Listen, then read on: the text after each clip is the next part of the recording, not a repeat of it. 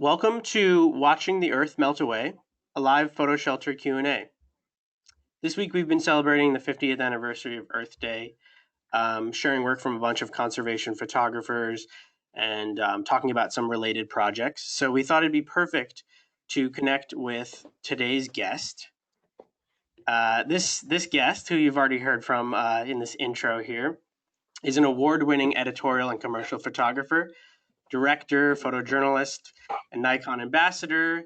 He's been a photo shelter member for over 7 years. The list goes on. Joe McNally, thanks so much for being here. Cheers. Thanks for having me. This is wonderful. I appreciate it. Yeah, awesome. I will let you take it away. We're going to be talking about an awesome documentary and photo project that you worked on with research scientist George Divoky. So whenever you can take it away onto the next slide. Okay, so click in here and hopefully that we're going to translate back into my command of the slides at my end here. There we go. All right. So in 2001, I got sent to a very remote place by the New York Times Sunday magazine. And I had no idea really what I was getting into. I know the basic parameters of the story. There was a very good writer assigned to it, and I was heading up there. And the magazine said, you know, spend some time, come back with a story, shoot the heck out of it. I mean, you know, is the usual kind of mandate for a photographer, cover something as thoroughly as possible, especially as you can see on this map. It's a pretty remote place to get to, so you better do a good job while you're there because it's not easy to try to return. So in other words, that old photographic philosophy of let's do my reshoot now was very much in my head, you know. So I flew up and, you know, I'd done my reading about George, knew that he was, he's a PhD, he's a zoologist, but his specialty is Arctic seabirds. And he had studied a colony of black guillemot birds. I'm going to say this, speaking for him a little bit by chance. He saw this, he was up doing a survey, and there was a small colony of black guillemot birds nesting on Cooper Island. And it gave him a perfect sort of window to study these birds, which are his specialty. He thought it was pretty fascinating that these birds, which need nooks and crannies to breed in, had adopted basically these old boxes that the Navy had left behind many years ago and were making those boxes into their nests. So he thought this is a perfect subject for me to study my, you know, my passion, my direction here in terms of zoology, Arctic seabirds. So he started going. As you can see, that's George on the screen now. In 2001 was when I was first sent up there, and I started making pictures. Obviously, small backstory to this, when I arrived on the island, I didn't know it, but I had picked up a variant of Lyme disease. I had been on assignment for Sports Illustrated in Nashville, Tennessee, immediately prior to going to the Arctic, and it picked up a tick, which I noticed, and I tried to do my best with it, but I couldn't see a doctor. I was on schedule, and by the time I helicoptered out to Cooper Island, which is a very desolate place, let's face it, it's a deserted barrier island north of Reykjavik, which is the name of the northernmost tip of the continental United States. So you're really kind of middle of nowhere defines Cooper Island. So I went up and I was very sick. By the time I got off the helicopter, I thought maybe I couldn't last. So I started dosing myself with antibiotics from my Nat Geo medical kit, and I basically slept for the first 2-3 days. And poor George, I think he thought there was this guy from New York City who just landed on the island and didn't want to come out of his tent. But he put up with that, and I felt better, and then I started to make pictures about 3 days into my stay. There's the black guillemot. That's the subject of George's study. Fascinating bird, and I'll just issue a disclaimer here. I am not a scientist. I am not a global warming specialist, or I'm not a wildlife photographer. I'm a photographer. I'm a storyteller. I'm a photojournalist. Whatever term you'd like to throw at that. So I'm I went after trying to shoot these birds. They're actually kind of difficult to photograph because they are all black, except when they open their mouths, there's this amazing shock of red. So you kind of, look for that as a photographer. And I went about shooting the birds, shooting George's interactions with the birds. Now, fast forward a little bit. George has been doing this up on Cooper Island, studying this colony for 45 years. 3 months out of every year, he lives a solitary life, off the grid completely, in a shack. Back then when I went in 2001, it was really more of a tent. Now it's been upgraded to a shack that he stays in for 3 straight months, almost completely isolated with very little contact, with people visiting or anything like that. And over the course of that 45 years, what George started to observe in actually not so subtle fashion was a really precipitous change in the temperature ranges up on Cooper. And he noticed it starting to affect the colony of guillemots. And progressing over time, this has had a really negative effect on these birds and their ability to breed, the timing of their breeding. The overall nature of climate change has impacted this colony, which George knows intimately, for all these years. As he points out in the film, he says there's some birds who have returned to Cooper to breed that he banded some 30 or plus years ago. So he's actually known these birds for a long period of time. So it's really distressing to watch what's happening as the colony diminishes in the face of warming temperatures.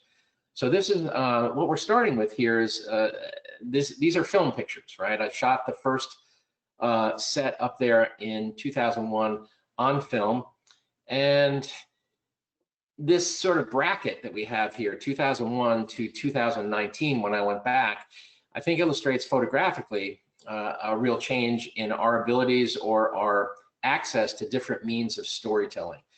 When I went up for the first time, I was a film photographer by myself, strapped my gear to the pontoons of a small helicopter and went out to the island. Spent, call it a week, maybe longer. I can't exactly remember. But now, 2019, I went back with a 5-person video crew to tell an updated story about George and these birds. The primary reason I went back was that George told me over the years that if I came back to Cooper, where I had made a certain picture of him standing on ice would be completely water and basically open ocean. But I'll get to that in a couple of minutes. You never know as a photographer, what will happen, over the course of time. When I left Cooper in 2001, I had no idea I would ever see George again. We got along really well. Obviously we're very good friends. But you just never know if you'll ever cycle back to someone you meet in the field or a story. And that is part of the story that we're telling here now in this webinar. The activities that George engages in, you can see evidence of that in this photograph. He's weighing the birds. And this is one of the ways that he measures their growth and how the environment is impacting them. Jeremy, just checking in with you. Am I being too chatty here? Or are we good? No, I think everyone appreciates your story, so I don't think too chatty at all. Something I do want to say before you continue is if anyone has any questions, definitely feel free to jot those down in the questions box.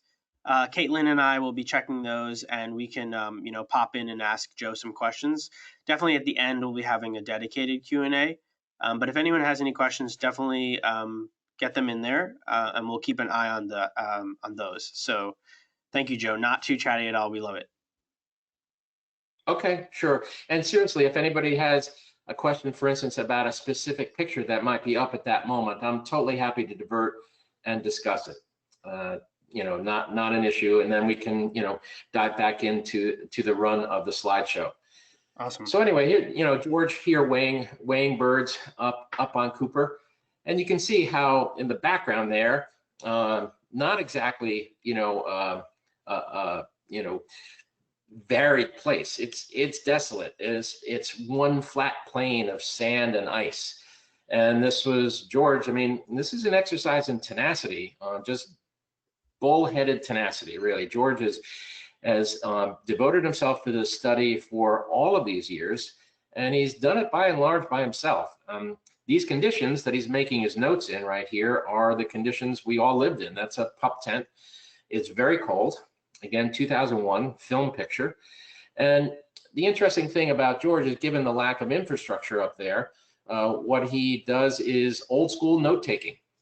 He has experiential information. He's observing this island and these birds on a first-hand basis. A lot of climate change folks, as we'll discuss a little bit later, make computer modules, algorithms, all that sort of far away study, predicting the future based on certain scientific data, which is all fine. Not a heck of a lot of people actually go and live this life and then write it down meticulously in via notebooks. Later on in the slideshow, you'll see a picture I made of George at his home, and he's literally surrounded by 45 years of notebooks. It's a prodigious undertaking. I would really say that, to just keep going back and going back to this very, very bleak place.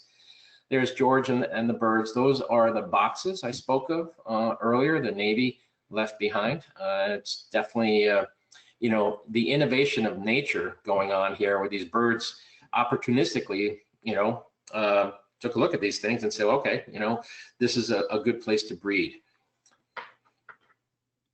Clicking ahead here.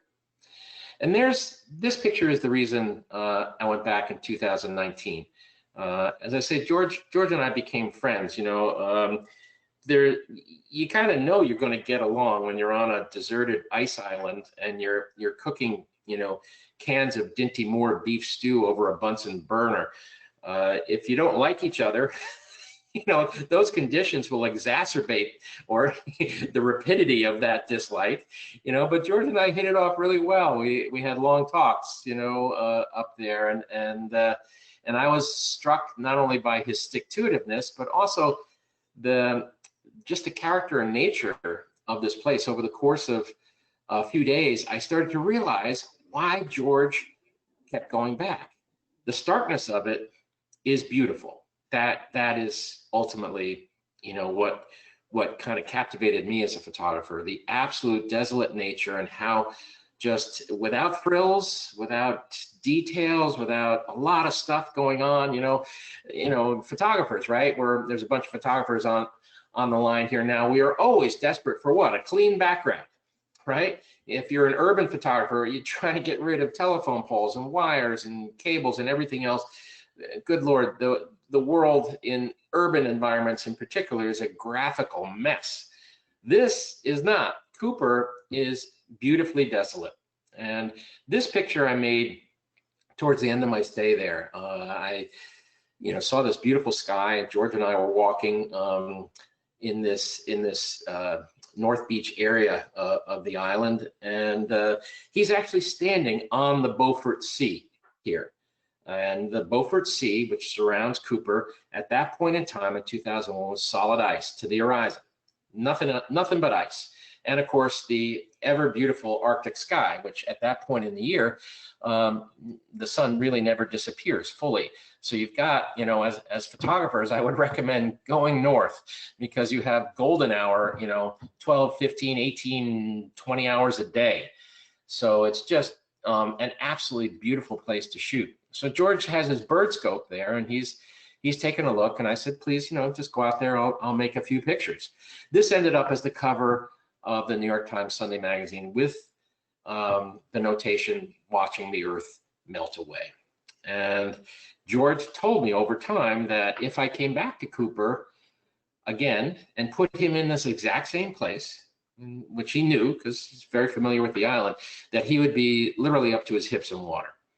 And there was nothing but open ocean to the sky, and the ice, I would see personally that the ice has receded 300 to 400 miles.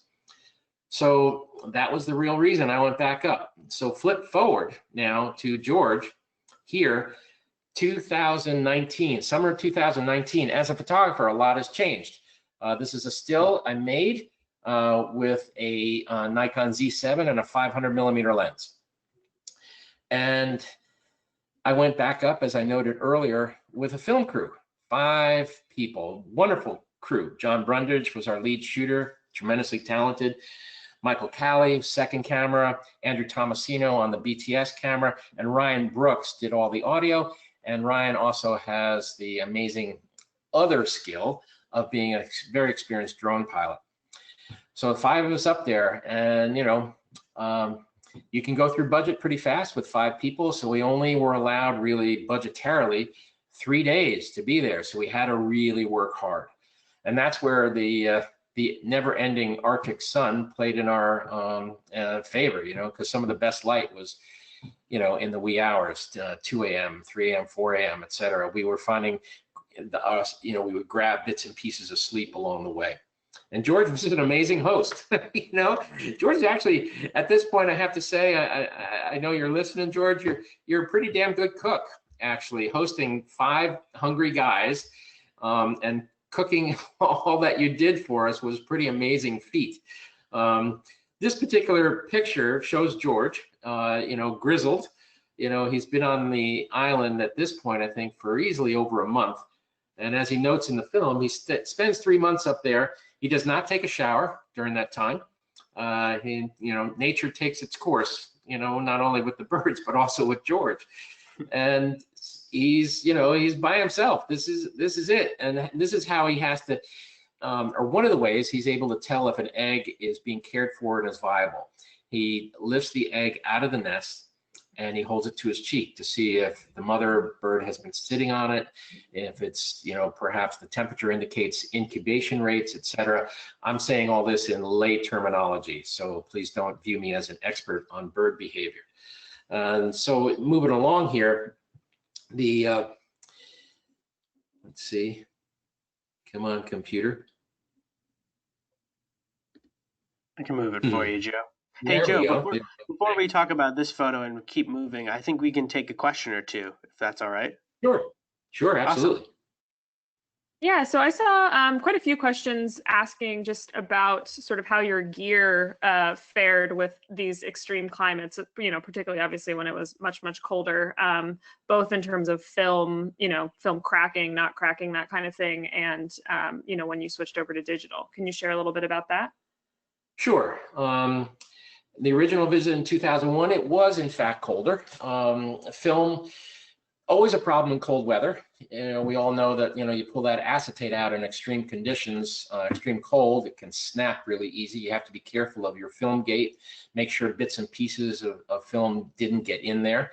So I was very vigilant about that. But the film I shot up there, I shot both 35 millimeter and 2.25. I had Nikon cameras and a 2.25 rangefinder style camera, and did well, no damage to the film. That was all reasonable. Now, of course, flipping forward to the needs of 2019, it's really pretty amazing. We were, a 5-person crew, as I indicated, and we did a very viable film, very proud of it, over 14 minutes. And the amazing thing that's happened over time with us as storytellers is that, films always have been associated with, big budgets and film crews and Hollywood and all this sort of stuff. The technology we have now to assist us as storytellers is phenomenal. This entire film was shot on Nikon Z6s, which is, I don't know, I'm going to speculate here, like $2,200, $2,300. Very affordable camera that produces incredibly good quality video. We were shooting the Z6s mounted on rigs. John was fantastic at using, adapting to the DSLR style of video. We shot the video into Atomos recording, and we did, just a very simple, mostly available light approach to documentary storytelling. And the cameras performed incredibly well. It is extreme conditions, a lot of wind, a lot of dust that can get kicked up by really sudden gusts of wind, because there are some sandy elements to Cooper, to be sure. And the cameras just performed extremely well. So, and then of course too, the onus was really got put on George, because when I went up originally, I had mechanical cameras. If my motor drives died, well, I just manually advanced my film. But here, with a film crew, with cameras, with recording devices, with hard drives and computers, etc., we were stressing the electric. Okay, we needed electrical supply, and George, quite ingeniously has constructed solar systems up there and wind generation to create a viable flow of electricity. So that's definitely was a worry going up, because the days of mechanical advance of film and all that sort of stuff, those are long gone. We are utterly dependent on battery life. And across the board, the equipment performed really well. That's a relief to hear. Yeah. I guess I have one one other. Go all the way to Cooper and come back and say, geez, I only got 2 batteries here, I mean, right, I've got some great stories, but not a lot to show for it. That was, that probably wouldn't have gone over very well.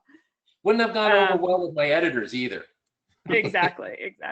Ian had a kind of follow-up question. So you mentioned that, most of the photographs were shot with available light, but did you actually bring kind of additional backup, speed lights, reflectors, things like that? Very small amount. I had a couple of speed lights that I ended up not using. And then JB, our lead camera, brought these LED lights that are basically strips. They're very narrow profile, and they can be tucked onto the wall and almost like stick to a wall. Really phenomenal. And we used those once for George's interview. You'll see in the film, George, we keep cutting back to George here. This is his upgrade of his environment here. He built this cabin out there, which is terrific and also necessary. Let me just divert here for a second. One of the reasons this fortified structure, if you will, is necessary is climate change has pushed the range of the polar bear ever outward, so that there now are very continuous traffic of polar bears on Cooper Island, where back in the day there was none. They stayed in colder environments because their food sources were there. Now, with the changing of the Arctic, polar bears are ranging far and wide for sustenance. So George has regular visitation with polar bears. So this type of a cabin is absolutely necessary. This picture is shot with a Nikon Z7 and a 14 to 30 millimeter lens available light. There's no additional lights going on here. It's window light. It's actually very strong window light outside. I drew that red curtain on the right-hand side over the strength of that window light. And George, George is very comfortable, in his own skin. So I think you see that here. This is George in his environment where he has been for many, many years and pursuing this study. Awesome. Yeah, Joe, you can continue. Feel free if you have click access. Go ahead. Okay, here we go. Try this again. Clicking. There we go. All right. And George in his notes. This is a very faithful exercise. As a scientist, obviously there's a lot of let's put it this way. I mean, there's a lot of questions about science nowadays. There's big debates back and forth about the validity of certain aspects of science. George is a scientist. He's trained as an observer, and he's meticulous in the way he takes his notes, observes the behavior of this colony in a truly scientific fashion. Now, the notes I know he transposes in the quote unquote off season. These go into a computer-held database, to be sure. But up there, it's definitely old school, and he visits the colony at least twice a day during 24-hour cycles. You'll see a couple of those pictures coming up. Yep, the exterior. What you don't see there, and that's hanging, I think, on George's far shoulder, or maybe he put it down, is the omnipresent shotgun. You can't go anywhere on the island without a shotgun at this point, again, because of the prevalence of bears. Not that he has ever shot a bear. What he has are kind of these flashbang things that if a bear gets uncomfortably close, he'll just, pop this basically a firecracker that lands in front of the bear, and hopefully the bear scurries off. George did tell me that he got himself a little bit into trouble at one point by overshooting the bear. which deposited the flashbang behind the bear and propelled the bear towards him. So that was a misplaced shot. But anyway, so binoculars, shotgun, backpack. George is leaving the cabin now and about to go out into the bird colony. All right, and that's George and us. You can see the crew there. JB is kneeling in the foreground. He's our lead camera. Ryan is on the boom, and Callie has second camera in the distance there. So what you might see, and I don't know if folks at home can see my cursor, but right down in here, there is a, it's like a pelican case. It's a plastic pelican case. Photographers are very familiar with them.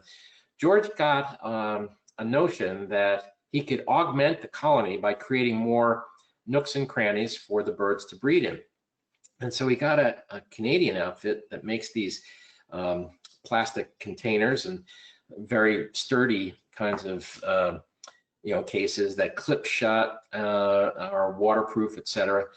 And they gave them to George kind of at cost, as a do-good thing. So George drilled holes in these, and the birds have embraced them, and they use them as nesting places. They're also kind of, I don't want to overstate, I don't know, ultimately if a polar bear put its mind to something, it'd probably go through anything, but they pretty much are polar bear proof. The polar bear might knock the case around, but they can't get into it. So what George does on his rounds is he goes up to the cases or the nests. He knows where everybody is breeding, and he marks progress. He opens up, he checks the eggs, and then when the eggs hatch, he'll check the chicks for weight. He'll test them. You'll see that in the film and mark their progress. And then, unfortunately, also their mortality rate, which was quite high this past season. Which is a truly sad aspect of what's going on up there. So that's George, and we are documenting him, letting him do his thing. And again, this is a different time of day than you saw, certain kind of rosy sky pictures earlier, but still, like, I think this might even be like noontime, and you can see the angle to the light. And this is the updated picture. That is, again, the core of why we went back up there. And, God almighty, this is my second time to Cooper. I'm kind of a Cooper veteran a little bit now. And I also put myself on the hook at the end of the film. I said to George, I'm going to come back up to Cooper in 5 years for the 50th anniversary. And he told me he's going to hold me to that. So now I'm committed to a third trip to Cooper. I mean, I should really be more careful about what I say. But no, it's wonderful going up there. It is...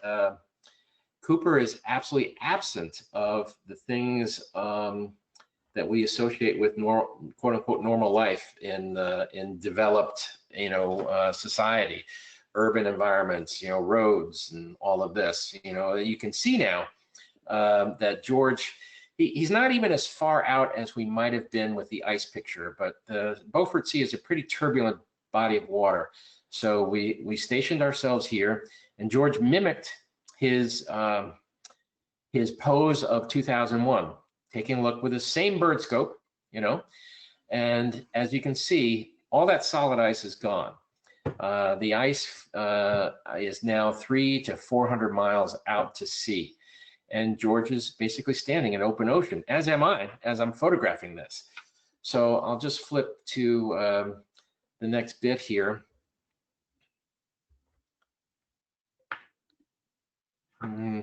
Jeremy, maybe you could take it over. There you go. So there's a comparison shot. A couple of people have questioned, like, well, it doesn't really completely match, and that's true. Back in 2001, I was so taken with the sky that there's more sky, and the horizon line is a little bit lower. And also, too, is I'm framing vertically here, and as a magazine shooter for many years, I was trained by art directors, etc. Like, if you have a possibility for a cover, make sure you leave me room for the logo, and so there is a little more room up top, and that is actually where the New York Times Sunday Magazine logo went, right up there. And so now you can see the updated picture. There's a little more, the horizon line is a little higher in the frame. That's because I wanted to emphasize the stretch of water.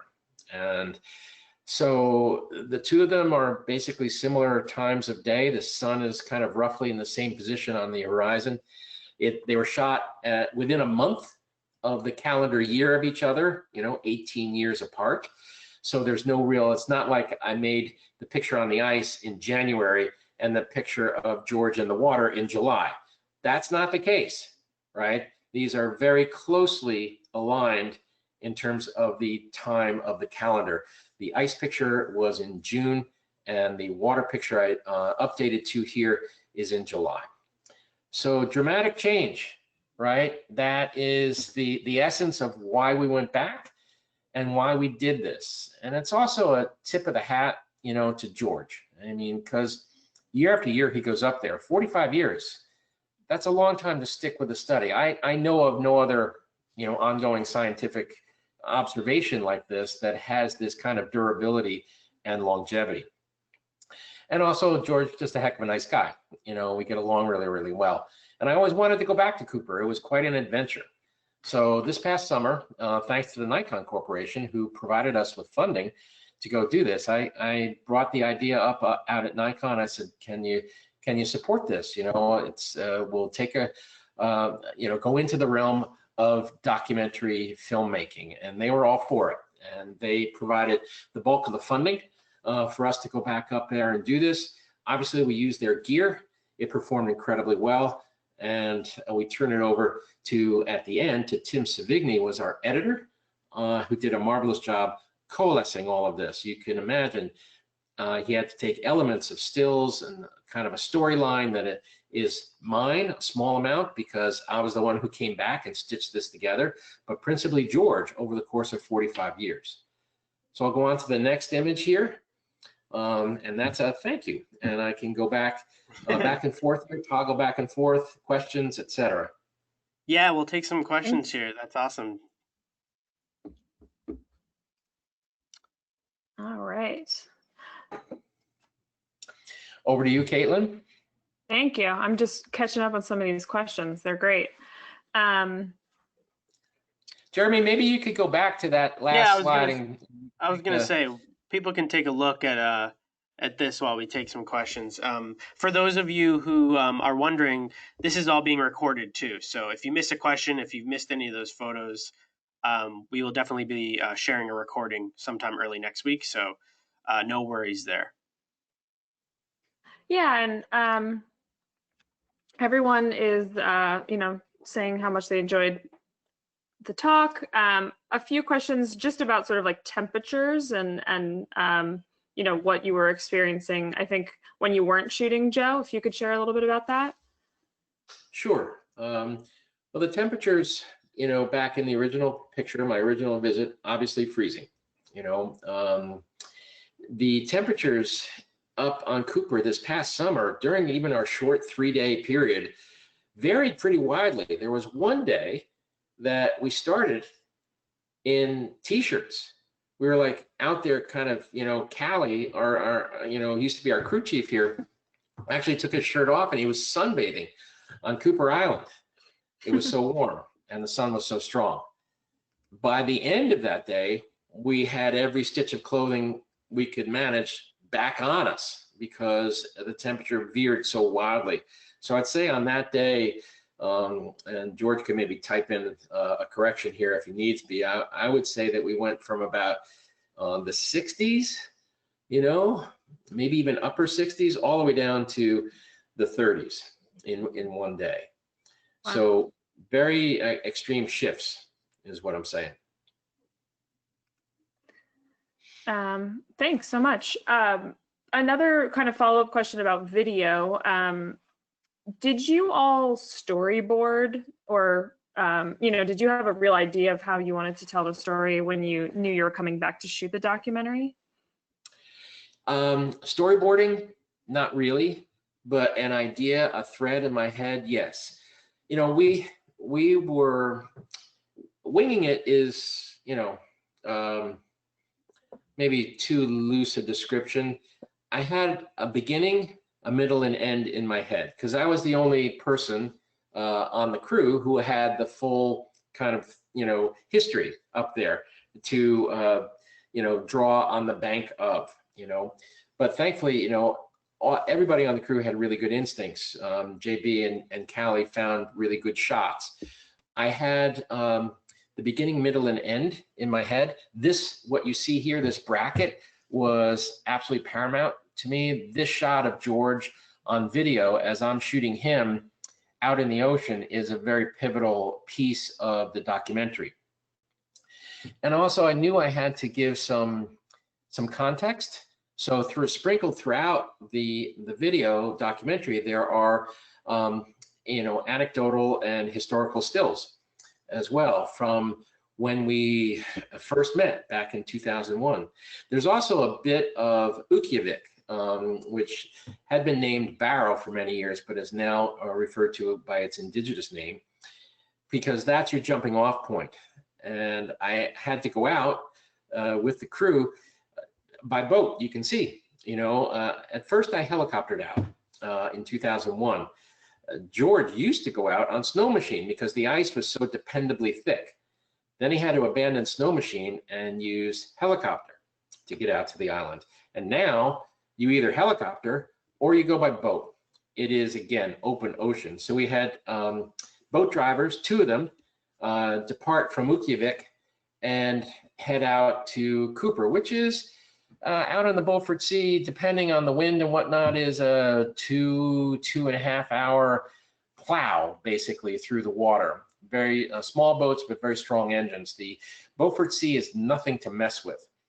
When we were coming back, the drivers are so used to it. One of the guys on my boat was like, we were just banging through waves. One of the guys said, should I put my life vest on? The boat driver said, yeah, you're sitting on it if you want to put it on. And he just shrugged, and then there was like a minute of pause, and then the boat driver looked back and goes, I'm not worried. So That's great. The thing about people who live up north is that they live with nature, sometimes even opposed to it, because it can get really violent, but it is part of their daily life and the way they are brought up, and they shrug. Their attitude is like, this is the world, this is what I have to deal with. Right. We're getting quite a few questions just about where people can view the documentary, and I just wanted to let everyone know that it is available on YouTube right now. We'll also be linking to it when we post the recording of this webinar on our blog and via email. So, feel free to look it up before then, but we also can link to it. Sure, and there's also, Joe, as a quick thing, I have a channel, Joe McNally, on YouTube. If you just go to YouTube, hit Joe McNally, it'll bring you to our page. Perfect. Yeah, we have a slide dedicated you. to this. Sorry, Caitlin.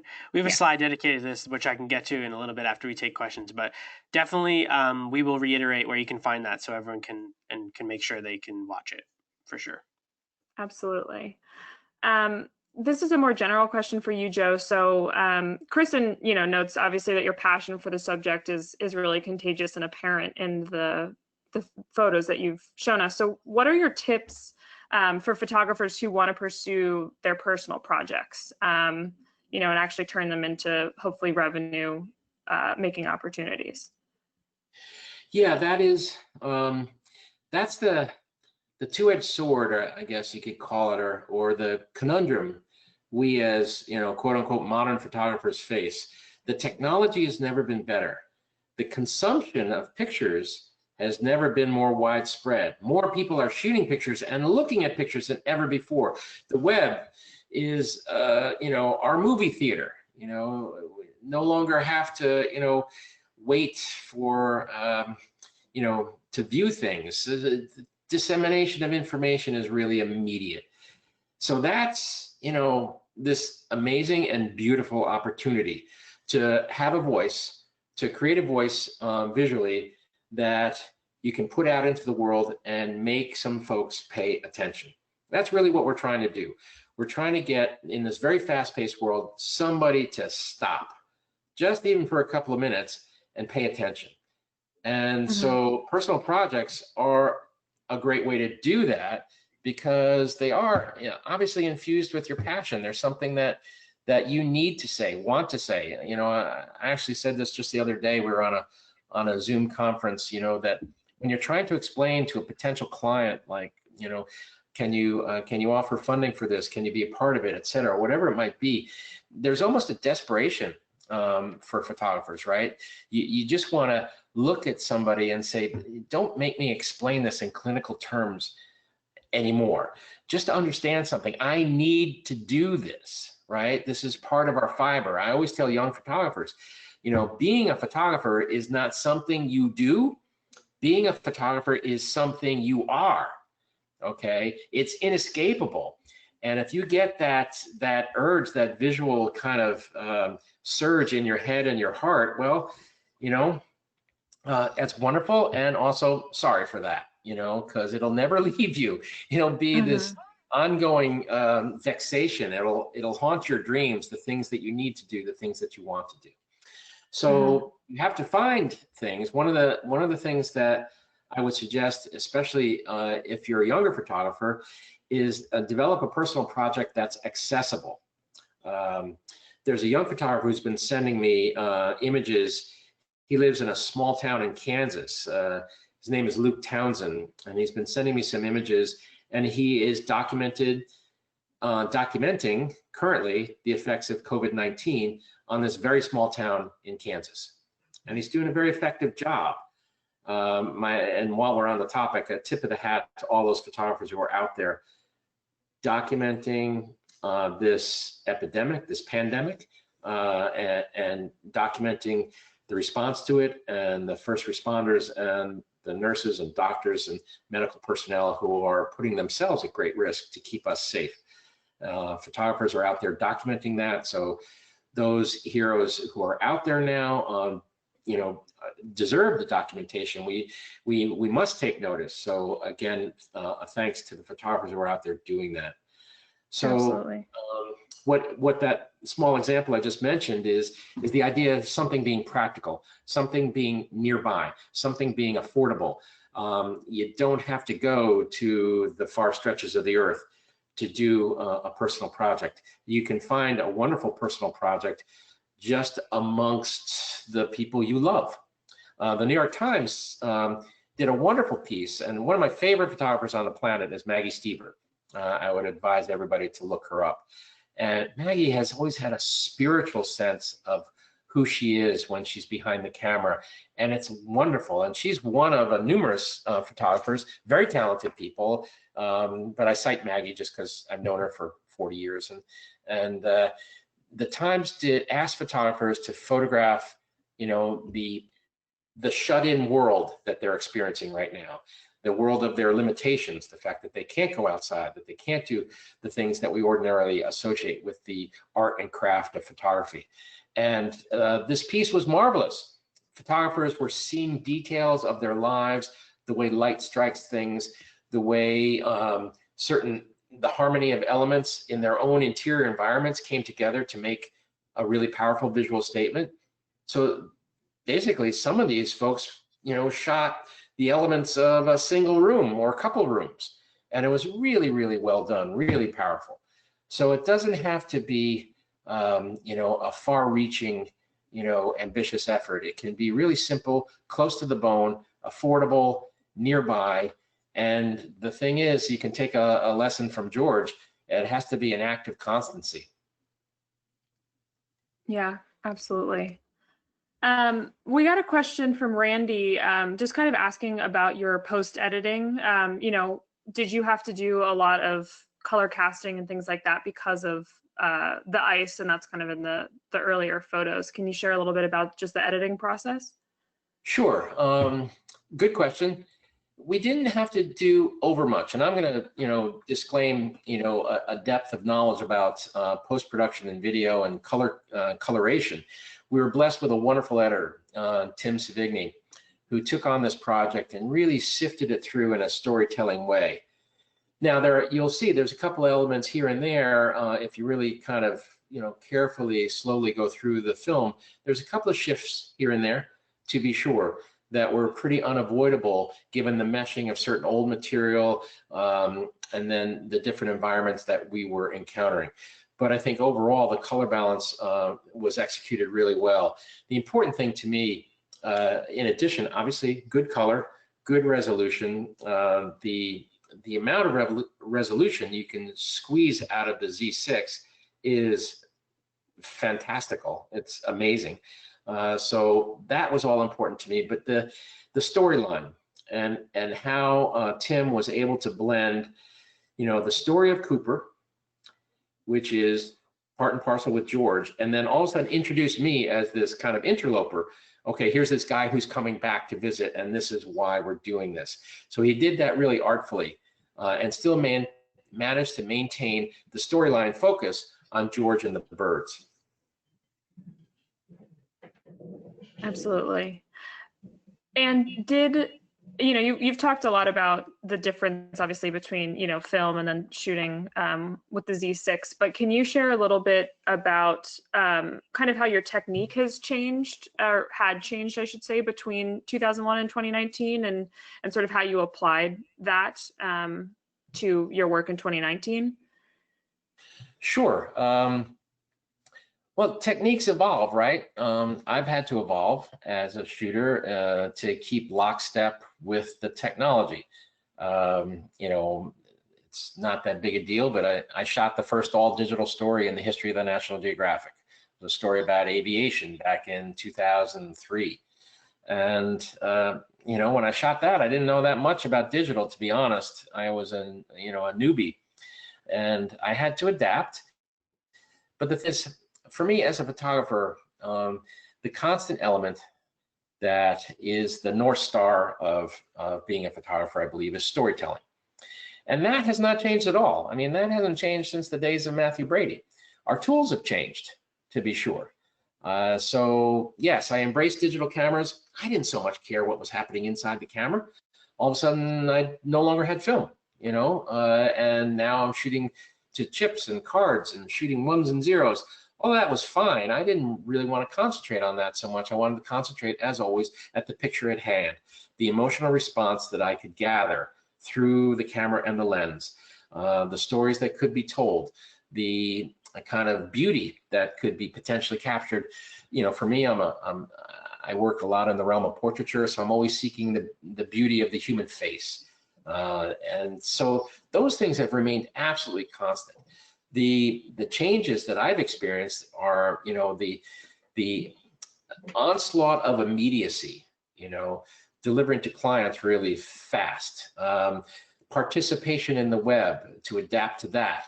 If you had told me, I don't know, around the early 2000s that I'd be writing a blog, that I would have said, what's a blog? I mean, so it is incumbent, I think, on photographers, and young photographers are especially well suited to accept this kind of change and embrace it. The tools are there, and you can adapt and grow with them. But the basic mission, I'd have to say remains the same. Tell a good story. Absolutely. And one thing that struck me, Joe, when I was watching the documentary is you taking this picture in 2019, and you said about George, you said, he's worthy of a photograph, and I'm proud to take it. And I think that really comes through in this project. Absolutely, he is. I mean, we are all, in his debt. I mean, I know there's debate out there about climate change. I don't completely know why, if you look at these two pictures, I mean, if you look at these two pictures, there's no artifice here. There's no Photoshop, constructions or anything like that. This isn't, deriving from a computer or something like that. This is real life. This is happening. Mm-hmm. So I don't know how, I mean, that's one of the things photography has always been best at.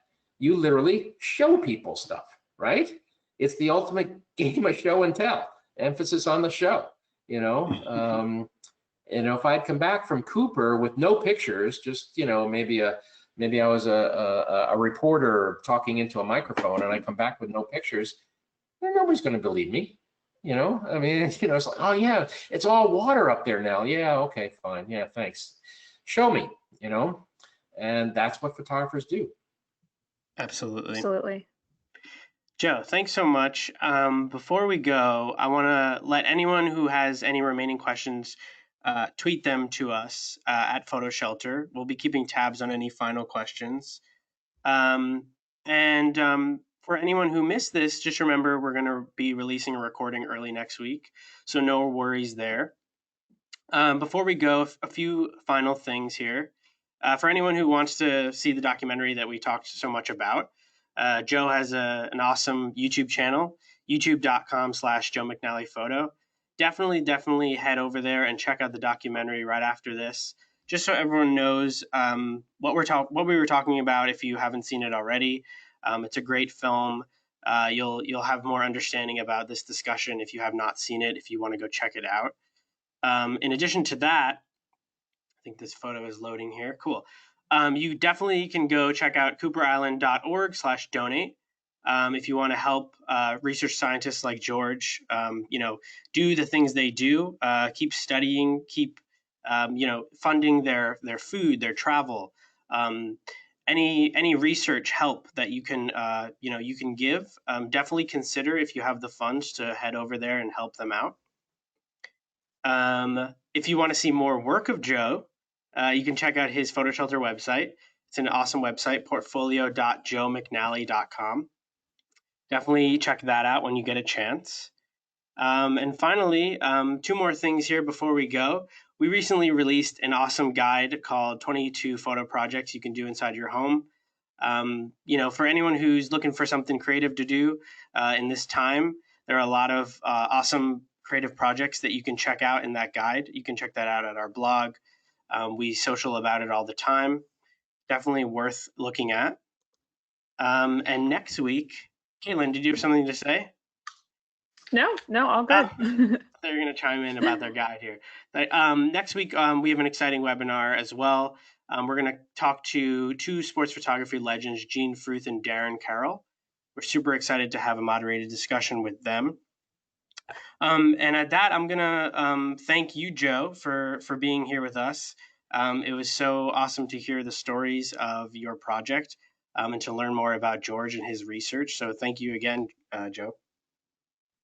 Well, thank you guys, and thanks to the whole team at Photo Shelter. You guys are really sticking with us and offering up a lot of good information via the podcast, the webinars, et cetera, right from Alan, right through the whole crew. You guys are doing a terrific job offering up worthwhile information while we're all, dealing with some stressful stuff. Yeah, Absolutely. Thank you so much. Yeah, we appreciate that, Joe. So that'll be it. If anyone has any questions, definitely reach out to us on social. Go follow Joe, and we'll follow up with the recording early next week.